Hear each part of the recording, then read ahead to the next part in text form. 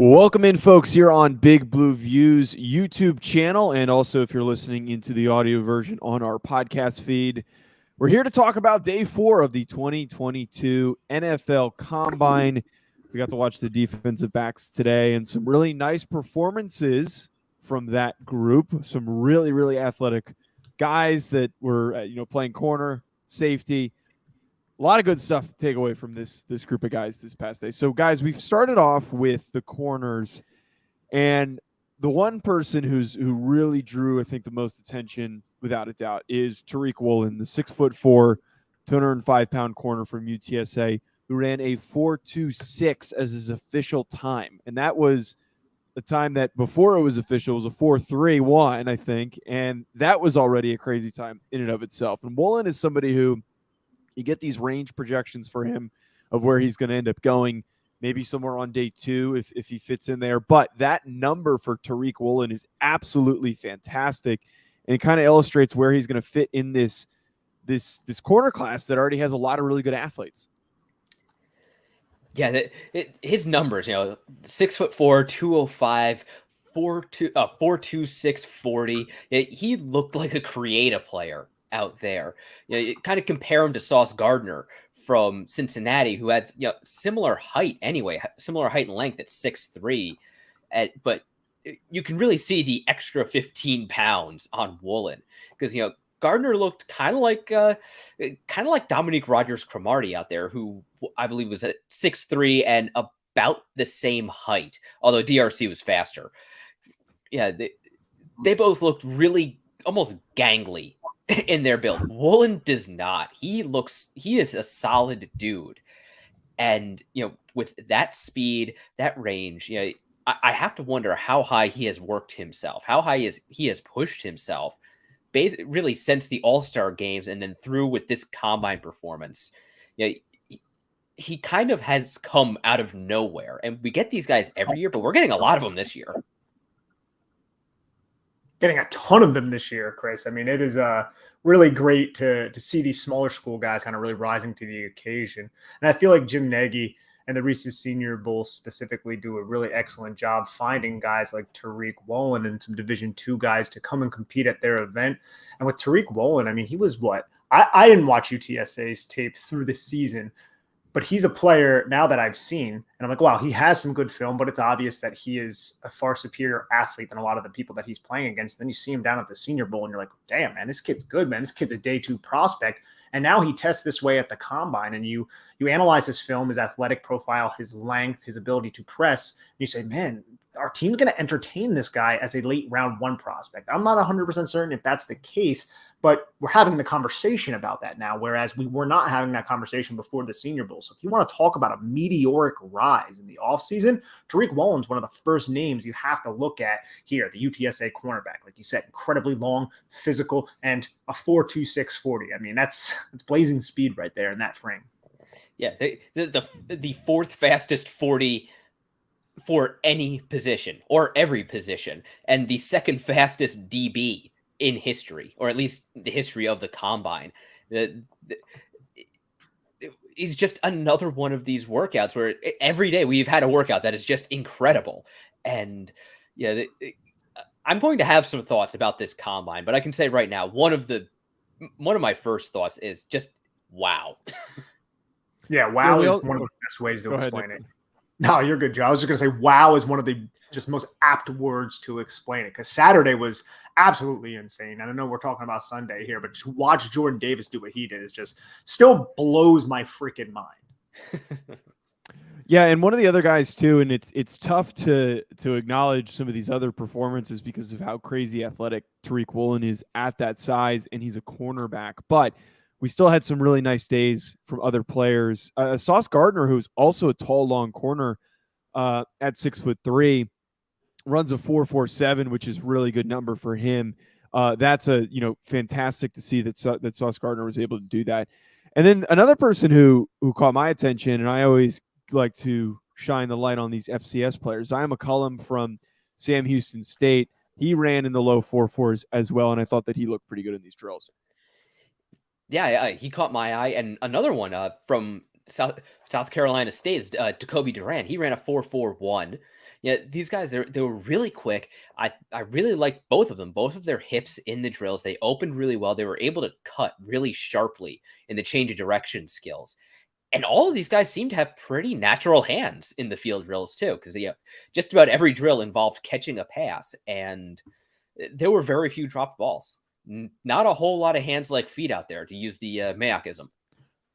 Hands like feet, you love it. And I think another player that not a lot of people are discussing all that much, who's kind of a day 3 type of guy, who I felt like looked pretty solid in the drills, was Missouri's Caleb Evans. I felt like he was somebody who looked pretty fluid, and he also tested well, had a 4.46 40. And I think he had solid jumps as well. I don't have the numbers in front of me, but that's another name to kind of throw out there, because if we look at how Brandon Beane at least did his drafting up there in Buffalo, obviously Joe Shane comes from that tree. It seemed like every year they took a couple swings at cornerback on day 3 with guys like Teron Johnson, and a lot of them hit, to be honest. So they're very excellent, or at least Brandon Beane was very excellent at scouting defensive backs and then landing them later in the draft. So I expect the Giants to take a few kicks at the can if they opt not to draft players like Sauce Gardner or Derek Stingley Jr. in the first round. Yeah, that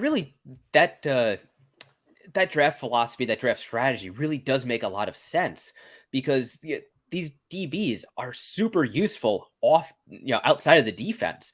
They're great guys to have on special teams, because they're used to running really fast and hitting people, which is great for covering kicks, being gunners on kick or punt returns. And also defenses nowadays, they live in the nickel. The nickel is the base defense, and they spend a lot of time at dime. We know Wink Martindale is going to have a ton of DBs, corners, and safeties out on the field. So you need to have a lot of those guys on your roster. Absolutely. And hopefully the Giants don't have the type of injuries that I feel like they've suffered at the cornerback position, specifically last season when they lost Adoree Jackson, lost Rodarius Williams, who a lot of people aren't discussing. He's going to have a realistic shot to still make this roster if he comes back from his injury, but they're going to need the depth, and they're going to need the top end talent as well. That's why I think it's an interesting thought experiment with what I just said. They could invest a little bit later and take a couple kicks at the can then, or will they opt to select a Sauce Gardner in the top 10? That's still within the realm of possibility as well, because he can come in and be probably the best cornerback on the team if James Bradberry is not there. And that says something, because I'm high on Adoree Jackson. I know some people in the Giants Twitter sphere, they kind of crap on Adoree Jackson. I felt like Adoree Jackson had a really underrated year. Yeah, Gardner, he looks like he was just purpose built for Martindale's defense. Long, he's got athletic, at that 4.4 40. Again, long. You just kind of have to keep coming back to that descriptor, looking at him. Really aggressive, really confident player, and he can play that press man coverage, which is one of the things Martindale's defense just thrives on. Yeah, bro, and he's a little like high cut in the hips, it looks like, right? But like he's still changing directions, and his hips are still so fluid when he's in his turn and stuff like that. So, I mean, it doesn't seem to impair him whatsoever. Yeah, that was my second note on him from the drills. Is like really fluid despite length, because he doesn't look like he should be able to move as well as he does, and then he just kind of moves. Like, he doesn't have to gather himself or anything like that. He can just stick a foot in the ground, open his hips, and change direction. And that's really rare for someone as leggy as he is. We also heard how well Sauce Gardner was doing in these interviews, which I think is really interesting to see. He's showing up wearing a suit to these interviews with the teams, which I think is it's a great bit on his part to show his professionalism. But like Sauce Gardner might make a lot of sense in that top 10, and for the Giants to figure out that corner spot. And you guys are talking about if, depending on what they do with James Bradberry, is probably going to determine if they do end up drafting a corner that high or not. But one of the guys I just want to throw out there a recognition for, because we had the fastest 40 time ever for a corner with Caitlyn Barnes, who ran a 4.23. I knew that Barnes was going to be probably one of the fastest corners in this year's class, but man, I did not expect a 4.23 and to get the fastest ever for a corner in this group. Yeah, and he was challenging John Ross's 4.22. They said in the broadcast that he just missed it. They said it was 100th of a second. I wouldn't be surprised if it was closer than that, if it was maybe even just a thousandths of a second off. Yeah, you could absolutely see his explosiveness throughout all of the drills. Yeah, I wondered if maybe he was just a little bit tight, which you get somebody that fast, occasionally they're, we'll say, like a coiled spring, and that they can almost be too explosive for their own good when they have to change direction really quickly, just because you've got all that momentum you need to stop and then redirect elsewhere. Yeah, that was the only thing I really thought of when watching him. Yeah, his athleticism, there's no questions on that. In fact, all these Baylor guys today ran really well. They all performed really well. This was a good day for Baylor. Dude, Baylor's they're all like just track athletes or something, because Tyquan Thornton, the wide receiver, also was excellent on what was that, Friday. And then you had JT Woods, which we all expected to run fast. And now Caitlyn Barnes too, almost setting the combine record. Just absolutely ridiculous. Good for their recruiting, I guess. They like speed. I mean, it's the Big 12. What do you expect? Every game is a track meet there. Every game. They are trying to score every single play. And just before we transition over to the safeties, which I know that's coming, there's one other guy who caught my eye, and that was the you might have seen him on TV if you were watching. That was the guy in the blue tracksuit. That was Jerome Henderson, the Giants DB's coach.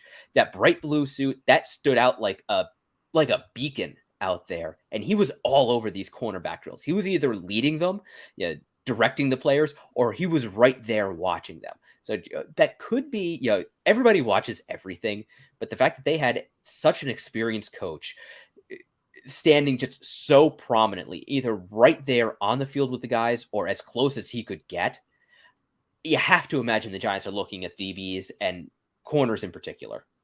Yeah, absolutely. Jerome Henderson is a boss, and Bobby Johnson was doing that for the offensive line as well. One more name I wanted to throw out there at cornerback, because I think he could be a realistic target at 36, is Florida's Cair Elam. He's somebody who I didn't feel like he was going to test that fast, and he went out there and he ran a really good 40. He's a physical player, really stays in phase, plays through the catch point. And I've watched a couple of his games yet. I've watched a couple of his games. I still haven't written an evaluation on him yet, but I find he's an interesting player that could be a value one day too. Chris, have you had your eyes on him quite yet? I haven't gotten to him yet. He's on my list. I plan on getting to him soon. Breaking 4.4 for him, that's really incredible. Especially, again, he's another long, big dude. 6'1.5", 191. The weight, he's not over 200 pounds, but that's fine. He moves really, really well, runs fast. Again, good ball skills, good body control and movement skills in those field drills. So he definitely should be on our radar for 36 if he lasts that long, because he could be another first-round pick. Yeah, there's a strong possibility that Elam does end up going in the end of the first round, especially after seeing that workout, because his name was floated out there as early on before the season started as one of the guys maybe contending for that CB1 spot. But as the season progressed, you get Sauce Gardner looking fantastic. You've got guys like Andrew Booth that are kind of pushing their way up there. But, man, Elam's a great athlete too. This is a good year to need like a tall, long, athletic corner, because there's so many fantastic options. But speaking of tall length at defensive back, I want to have a quick conversation about Kyle Hamilton, who I was fully expecting to see a 4.4 number for him, maybe even better than that, because we know he's a freaky athlete. Talking about the Notre Dame safety who at 6'4", 220, I thought he was going to test the way that Tariq Woolen did, and instead he runs a 4.59, still has a 38-inch vertical, 10.11 broad. Honestly, the 4.59 is not a bad number, but I think our expectations, and I think a lot of people's expectations, might have been a little high because of what you see on tape. It feels like he's a lot faster than that number. Yeah, I've been thinking about that, and I've come to kind of two conclusions on that. First, I absolutely expect him to run another 40 at his pro day, because you could see it. He did not run well, and I don't just mean that he was slower than we expected. He didn't run a perfectly straight line. He was kind of weaving on that sideline for those 40 yards, and that absolutely slowed him down. He ran further than he needed to, basically. So I wouldn't have been surprised if he had really cleaned up his technique on that 40 to see him have a 4.48 or somewhere around there, because I think he cost himself that much time. Just by having to run further, correct for the drift, And, that had to have really just screwed up his rhythm for the run. He is definitely faster than that 4.59. Yeah, his jumps tell you that. But also, you see him moving on the field. Talk about incredible fluidity for a big player. He is so fluid out there. Yeah, he moves so much better than anyone 6'4", 220 has any right to be able to move. And I think that's also part of the reason why he plays so fast. He's got the great instincts, great football IQ, but he doesn't waste any motion. He doesn't waste any time changing directions. So, that also will save him, hundredths, tenths, even a whole seconds, getting to the play, getting to the ball.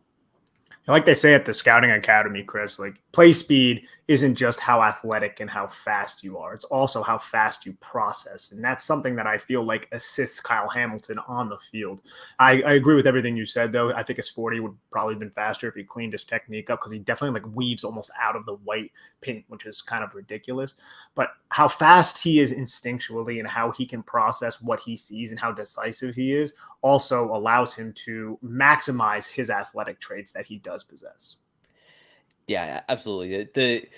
Those mental traits really allow him to use his physical traits. Yeah, I like to call it mental footwork, where he is going through the rep, going through the play mentally before he ever even has to do it physically, and that saves him just so much time. He already knows where the ball is going almost before the quarterback releases it, so he gets that much more of a head start over somebody who kind of has to watch and see and then react.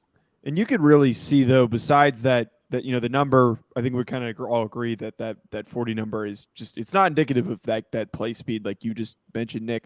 But like you see the way that he moves in these drills, he almost looks like a big-bodied receiver in like that gauntlet drill at the very end. He looked really, really clean in that. His fluidity and his ability to change direction, I think, might be his better metric, for along those lines. But seeing him in these drills, I think far and away was one of the best performers today. Yeah, absolutely. He just looked like a different breed from everyone else.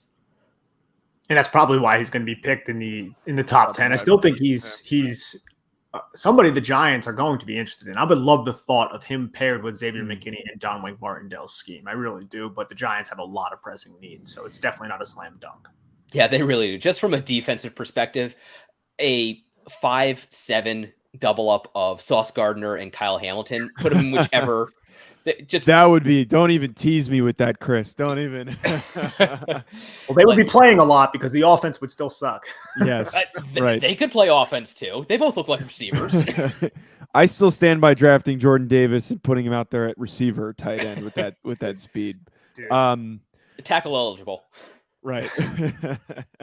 But so another safety though that I want to bring up, Lewis Seen from Georgia runs a 4.37, and he's somebody who is a missile when you watch him playing. That number is awesome for me because he's a hard-hitting dude. He comes downhill with bad intentions. He wants to smack people. He has the type of mentality. And sometimes when you have these hard-hitting safeties, they're not necessarily that fast. But that speed, man, that really sums up his capability to track the football and make plays in the run game. I'm really hyped for Lewis Seen, who I would argue that number and his workout today might have helped him find his way in the end of the first round, like we kind of see these Georgia DBs been getting drafted in the past couple of years. I find the first off, Georgia is just absolutely insane, right? No. But I find the safety conversation in the back end of the first round to be fascinating because there's so many players that could fit into the back end of the first round. I think they're all going to be vying for those spots. Like if Tyrann Mathieu doesn't return to the Chiefs could go in that direction, even though they could go receiver. But you're looking at Lewis Seen or Seen, however you pronounce it, Jaquan Brisker from Penn State, who went out there and had a solid combine, didn't run as fast as I thought. Nick Cross from Maryland a little bit after that. He's somebody else who's like a heat-seeking missile, but a little bit, I would say he's a little bit wild in his technique, whereas Seen is probably the best alley defender in this draft. And also Daxton Hill could figure into that. So like I think this kid from Georgia really did well for himself with this combine. I mean, over 11-foot broad jump, that's insane right there. Yeah, especially that trio of Hill, Seen, and Brisker. any one of those guys could be safety one in any draft class that didn't have Kyle Hamilton in it. In fact, if we even just kind of separate Hamilton out and just say he is a defensive weapon, don't just put him in the safety box. Just let him roam and whatever you want to call him, just whatever. Yeah, any one of those guys could be safety one. We've been talking about this all week. This is just such a thoroughly deep draft class. Like, there are so many really good players, and you are going 4-5 deep with guys who would be the first at their position off the board in almost any other draft.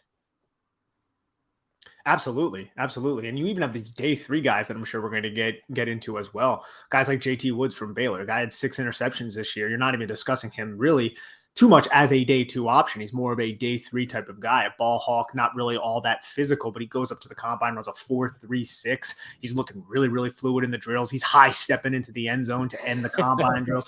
I mean, the kid got personality. You'll love to see that as well. I think this is an interesting position group just in general, the secondary. And I think the Giants, they have 9 picks right now. They might have more if they trade back. If they do get more, and even if they don't, I could see them investing, 2-3 picks into this position. So, we need to know these day 3 guys as well. And it seems like it's a very, very deep position, along with the edge group, another position that the Giants need, which is excellent for the New York Giants moving forward. And the fact that they have new management in charge who are going to be selecting them, it gives me a sense of, we're on the right path right now. And that's what I hope we are saying after the draft as well.